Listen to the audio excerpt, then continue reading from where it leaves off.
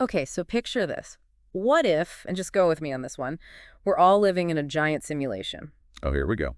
And what if it's not aliens, the usual suspects, but our own, like, way future descendants who flipped the switch and started it all? Wild. I mean, definitely not your average Tuesday night thought. Well, buckle up because that's exactly what we're diving into today. We're talking about the simulation hypothesis, future humans, and a whole lot of whoa I moments. am ready. Bring on the woes. So there's this article, right? And it basically says if someone wanted to create a simulation like our universe, we're talking tech that's so advanced it'd make our smartphones look like, I don't know, like cave drawings. Yeah, that tracks.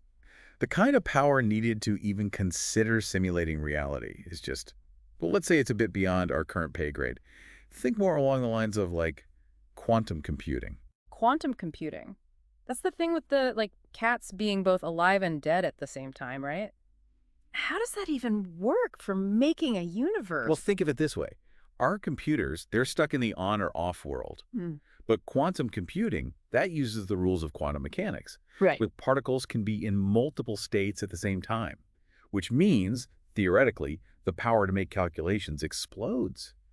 And we need that power, because to simulate a universe, we're not just talking about rendering some pretty graphics. We're talking about literally simulating reality, like every atom, every little particle interacting. Yeah, exactly. Every quark, every electron. It'd be like, imagine trying to map every star in the Milky Way, but instead of stars, it's the smallest things in existence, and you're doing it by hand. Our current computers wouldn't even be a drop in that ocean. But quantum computers, that might be the ticket. Might. So instead of just making a really immersive video game world, we're talking about the game being like real reality. I mean, that has to make you think about, like, what about consciousness then? Our thoughts, feelings, our sense of self. Can you simulate that? Now, that's the million-dollar question. Some say consciousness is like this emergent thing, like get enough complexity going on in a system, enough neurons firing, and bam, consciousness just emerges. So, like, it's basically like baking a cake. You get the ingredients right, mix them up in a specific way, bake it at the right temperature, and poof, consciousness. Kind of.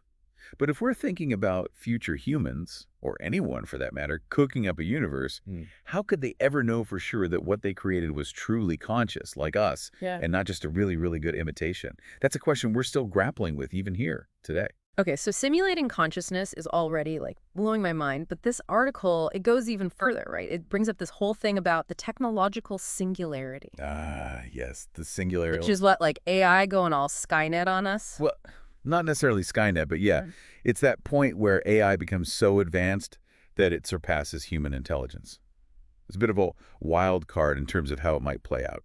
So are we saying our simulated reality, if it is one, could be run by like super smart AI? Instead of future humans, it's their even more advanced creations at the controls? It's a possibility, right? If a civilization gets to the point where they can simulate universes, who's to say they haven't also created AI that's way beyond what we can even imagine? And if that's the case, then the question becomes, who's really pulling the strings? Is it the future humans, or is it something that's evolved beyond even them? Okay, so let's say for a second we are living in a simulation made by either future humans or their super smart AI. Why? Like, what's the point of making a whole universe, especially one as, let's face it, kind of messy as ours? Well, one theory is that it's a form of historical research. Think about it. Mm. Our descendants might not be able to directly observe their own past.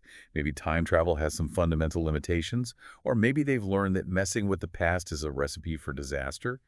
So they create simulations to study how societies develop, how different choices play out on a large scale. It's like their version of a history book, but way more immersive.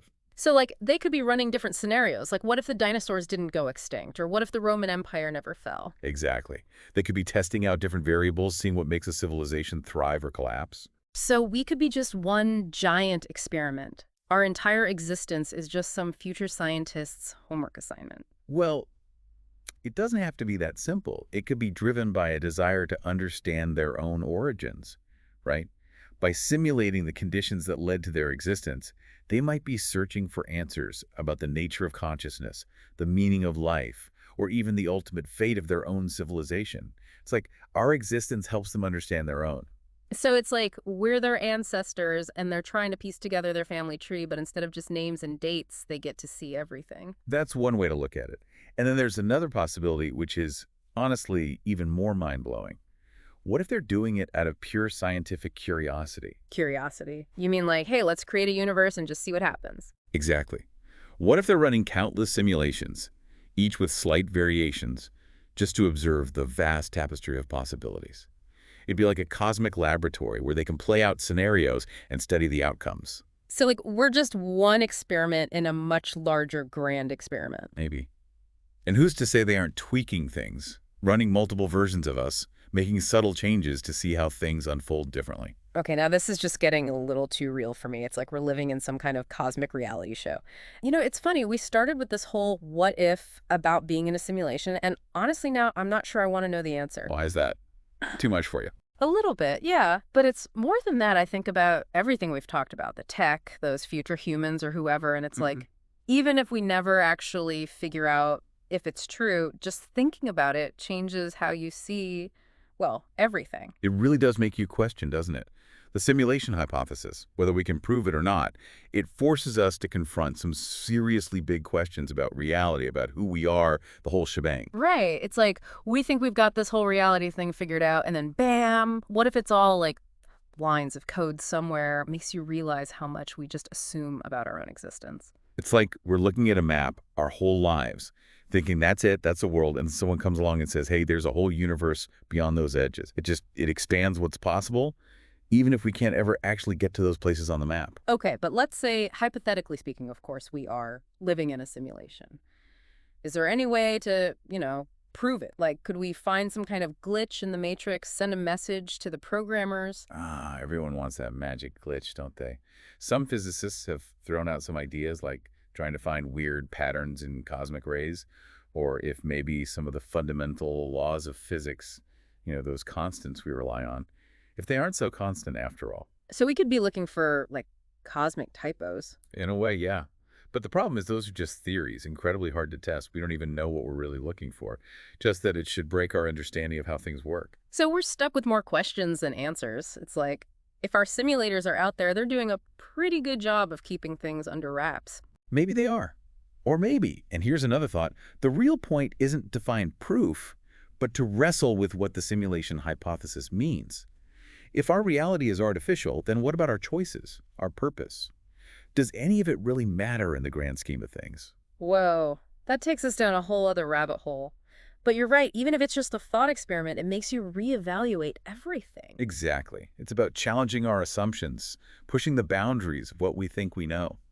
Who knows, maybe in searching for answers, we'll stumble upon something even more amazing that we never even considered. Well, that's the beauty of a good deep dive, right? It gets those brain synapses firing. So we've gone from quantum computers to AI overlords, peeked behind the curtain of reality itself, all thanks to the simulation hypothesis. And don't forget, the future humans, we can't leave them out of the narrative. Absolutely. Maybe they're watching us right now, taking notes, placing bets on how we'll evolve. But hey, if this deep dive has sparked your curiosity, don't let the conversation end here.